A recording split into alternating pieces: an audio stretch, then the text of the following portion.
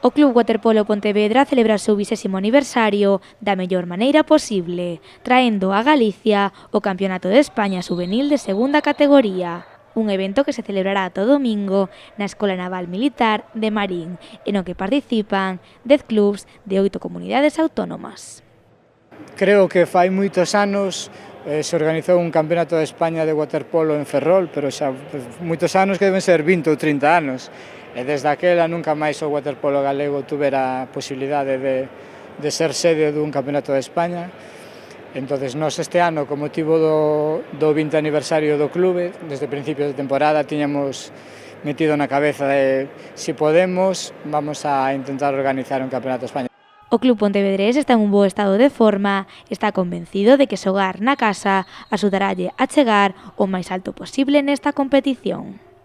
Para nós, o obxectivo xa é organizalo e estar aquí hoxe, poder dicir que Pontevedra, Marín, Galicia está organizando un Campeonato de España e logo a nivel deportivo intentar quedar o mellor posible. Temos un equipo moi novo, este é un campeonato juvenil, pero a mitad dos nosos xogadores ainda son cadetes, o sea, co cal temos marxen de crecer os 2 próximos anos.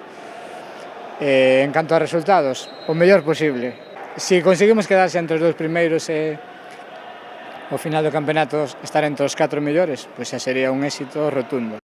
O presidente do club sabe que pase o que pase neste campeonato, ser o anfitrión é xa unha vitoria para o waterpolo galego.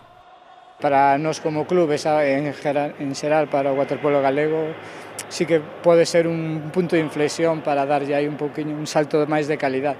É verdade que o ano pasado tuvemos a Europa Cup, onde veo a selección española, pero como que xa é outro nivel. E aquí iso, son os nosos rapaces que están xogando na nosa casa, teñen a todos os familiares aquí vendos, como estaban onte na grada aí cada vez que metían un gol, todos sacando puños, saludando a seu pai, a súa nai, é outra cousa. Entonces, sí, moi satisfeitos con como está indo todo. E, bueno, ahora xa, como digo, o traballo xa está feito, ahora hai que disfrutar destes 3 días aquí, que eles o pasen ben e que gañen mellor. Mañá rematará a fase previa do campeonato con 2 sesións de mañá e de tarde.